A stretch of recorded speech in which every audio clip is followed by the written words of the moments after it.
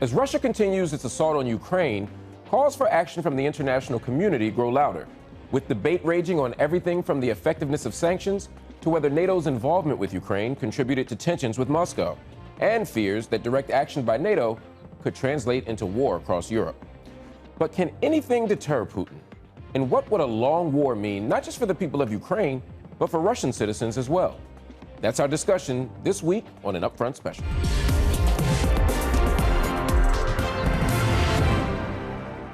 Joining me to discuss the latest on Ukraine are Dr. Stefanie Babst, former Deputy Assistant Secretary General of NATO, Dr. Yevgenia Albats, Editor-in-Chief of Russia's The New Times Magazine, and Dr. Agnia Grigas, a Senior Fellow at the Atlantic Council and author of the book Beyond Crimea, The New Russian Empire.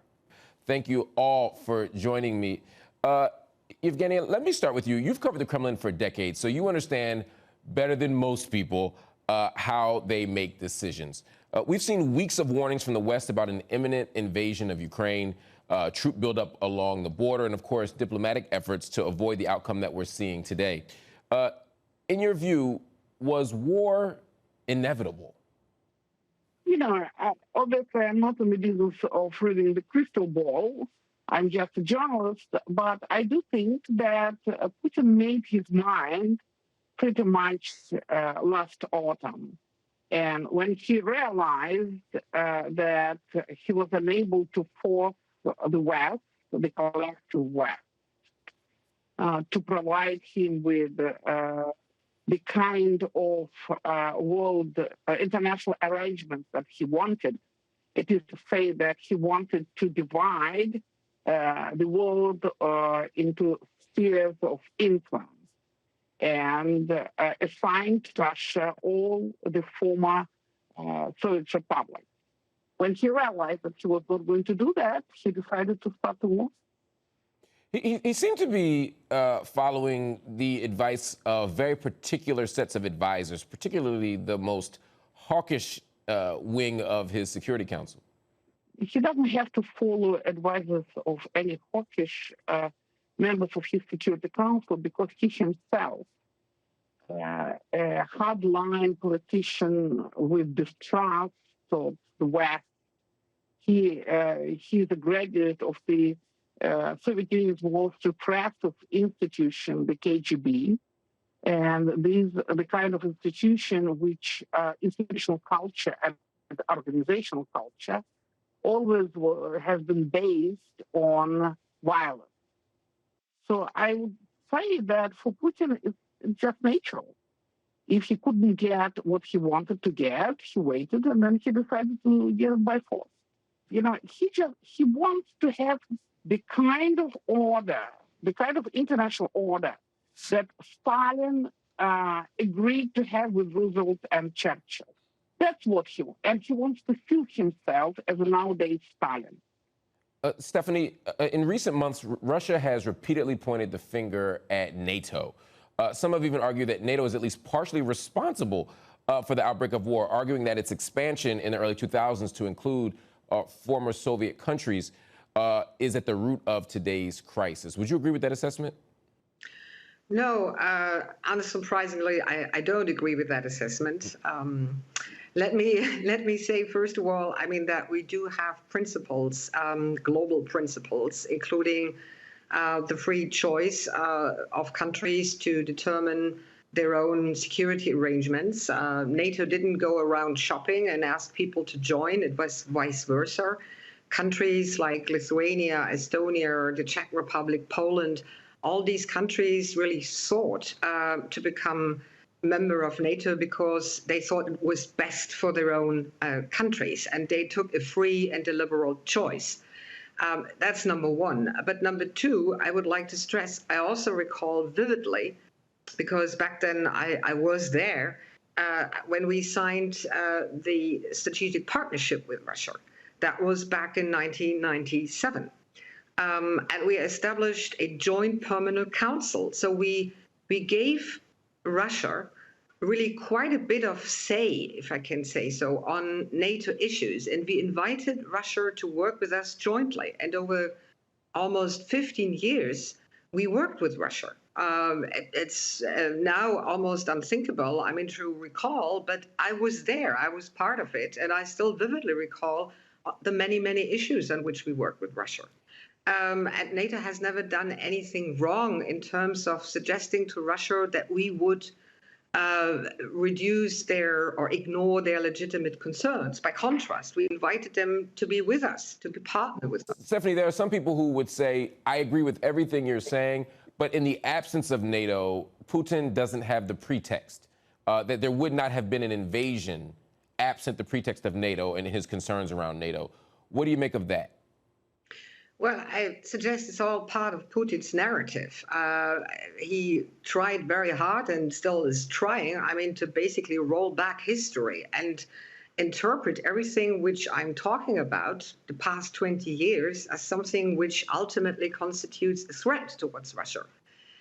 So this is very much a narrative, and reactions in allied countries, basically reactions around the world, now make very clear that we don't buy into this narrative. We don't want to live in a world which is divided by spheres of influences. And we don't want to go back, as Yevgenia has said, to a Yalta-style power play, I mean, between the big powers. So I'm afraid to say Putin has miscalculated a lot. Agnia, given that in his speech announcing the offensive into Ukraine, Putin also said the operation aimed to denazify the country. In your view, is the invasion, again, really about NATO, or is NATO just a pretext?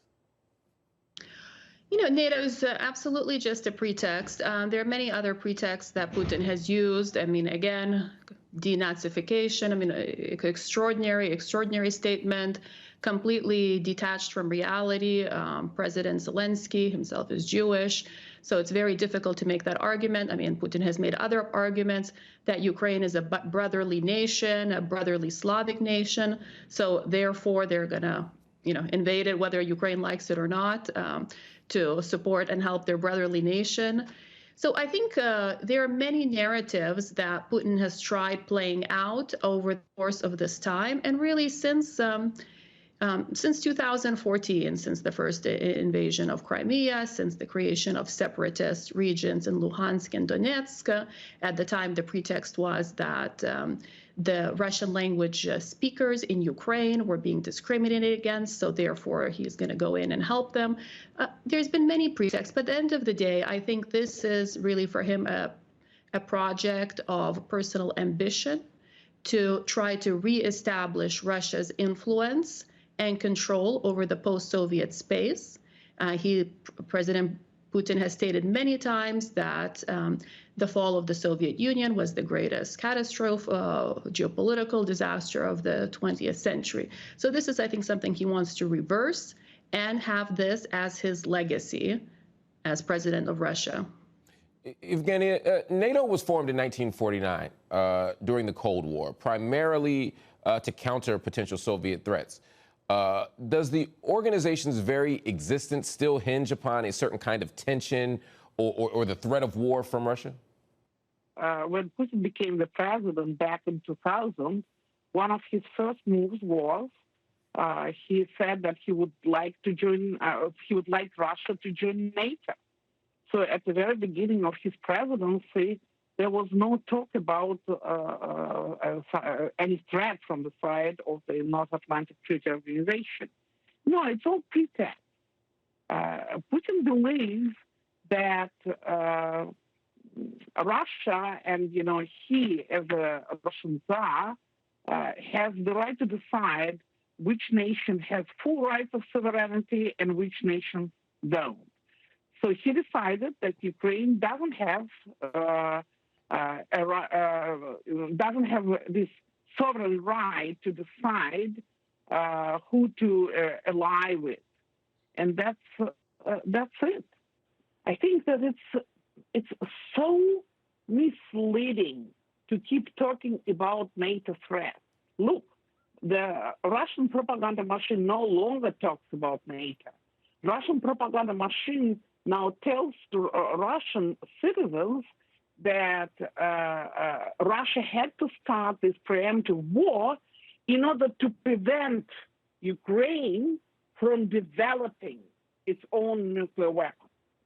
Stefanie, the war has put the question of NATO membership for Ukraine into conversation once again. It's on the table once more, despite having been repeatedly dismissed in the past. Why has the idea of Ukraine as a NATO member always seemed so unlikely?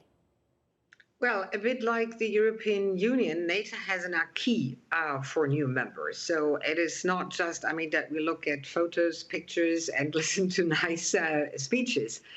We want to make sure, NATO wants to make sure, that any new country accessing NATO can actually make a contribution, can bring to the table net military capabilities, shares the same values, doesn't have any type of territorial or other related conflict.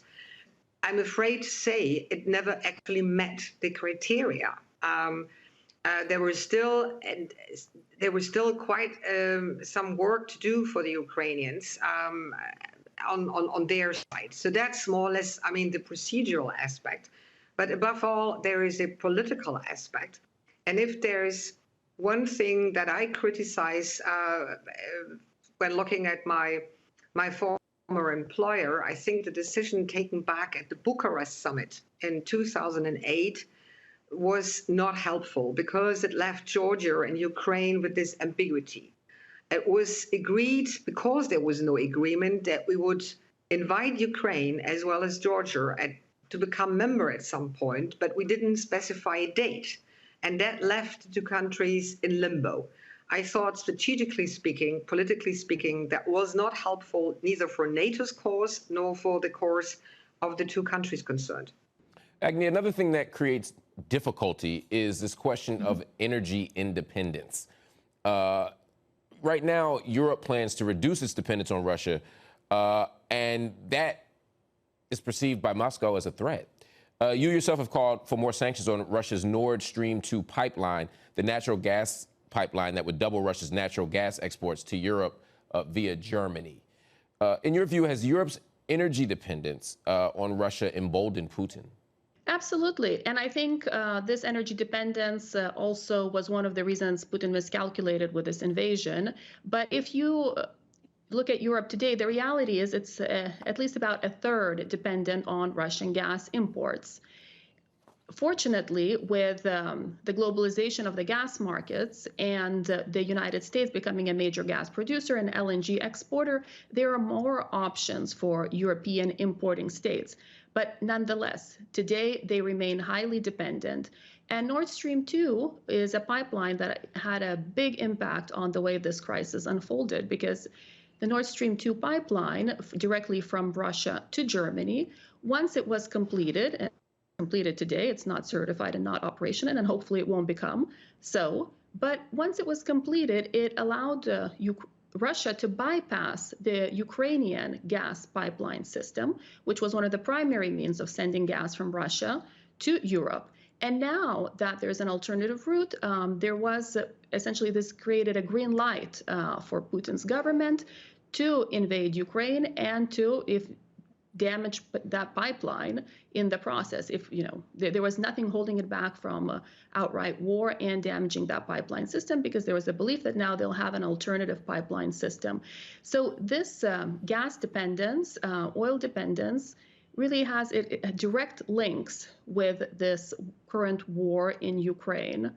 Let's talk a bit about sanctions. Yevgenia, there's been a lot of debate over the impact of sanctions on Russia.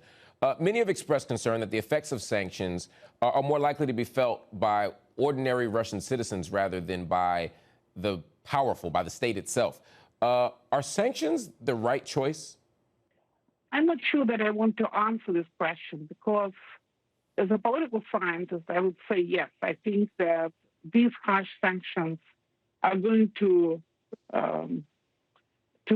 create some pressure with Kremlin and over Putin, and may lead to the split of the elite and change of the regime. However, the sanctions that have been imposed on Russia, they affect a lot of my fellow citizens. We just yesterday, and the day before yesterday, we woke up in a totally new world, in a totally new country, and it doesn't look nice. In fact, life looks ugly. A lot of private banks are insolvent now. People are trying to withdraw hard currency, dollars and euros, and they are meeting difficulties doing this. They're already not clear how Russians are going to, where Russians are going to buy their cars, or how they're going to conduct maintenance of their automobiles. There are a hell of a lot of problems that we're going to face pretty soon.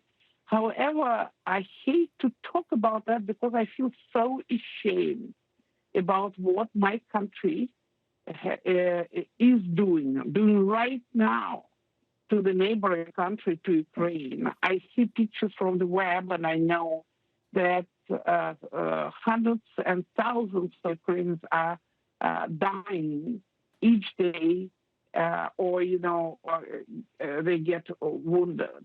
The beautiful city. I traveled around Ukraine time and again. I know this country pretty well. I love it, this country. In fact, my grandma family was from Ukraine. And I see what Russian missiles and Russian bombs are doing to Kharkiv, to Kiev, to Zhytomyr, to Mariupol. And I'm terrified that this is done by the army, which I, as a taxpayer, as a citizen of the Russian Federation, I pay for this. And that makes me sick, ashamed, and, and no sanctions are good enough if Putin and his people are not going to be punished for the kind of stuff that they did they have been doing to Ukraine and to Europe in general. Listen, we in Europe, we found ourselves in 1939. 1939, that was the year when the World War II started. I couldn't believe that I live in the country which lost 27 million people to the World War II. And this very country, where each piece of land is somebody's grave, this country started a war and killing people right now. 21st century Europe, it's just impossible to comprehend. Stefanie, earlier this week, Switzerland announced that it would freeze Russian-held financial assets in the country, totaling more than $11 billion. It's a big number. That's according to the New York Times. That's a rather shocking move given Switzerland's long history of neutrality. What does that kind of move tell us?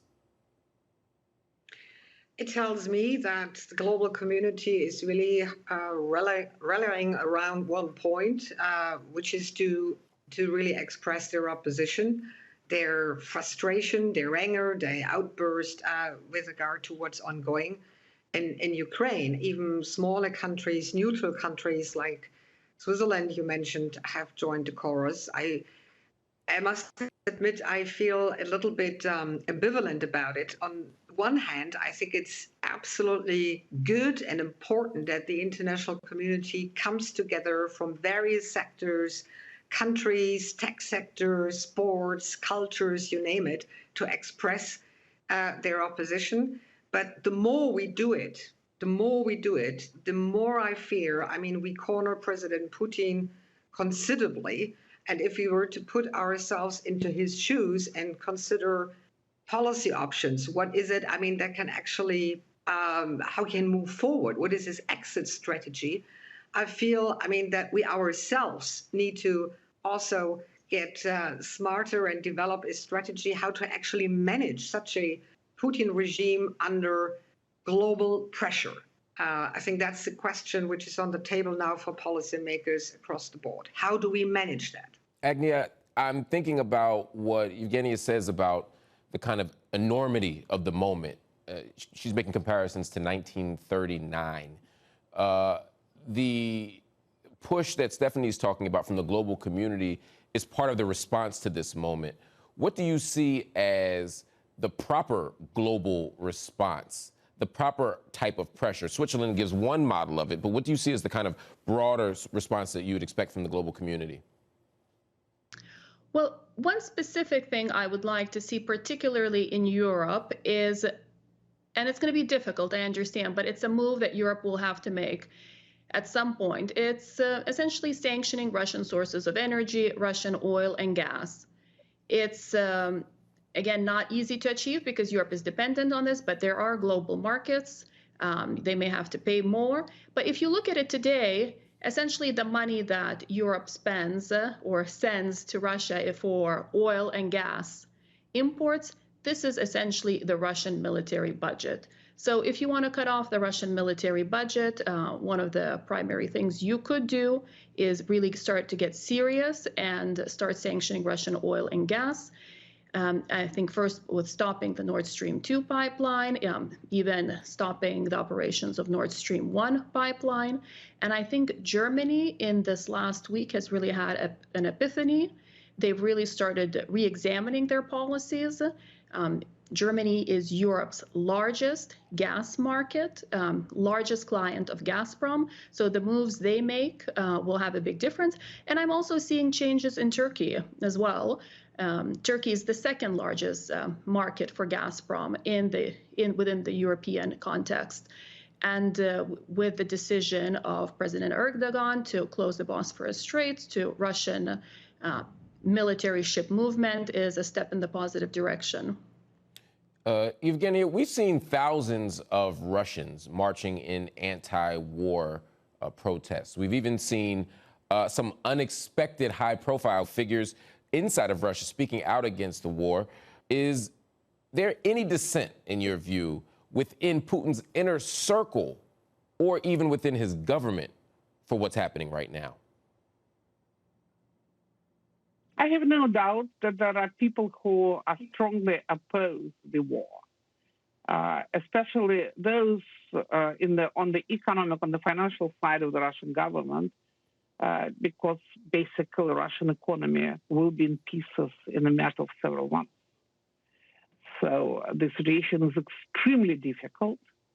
And, Russian hard currency reserves frozen, so central bank is unable to interfere. Therefore, Russian currency lost 30% of its value. It means that prices for all goods, food, or whatever commodities will go significantly up, and those who were poor will become much, much poorer.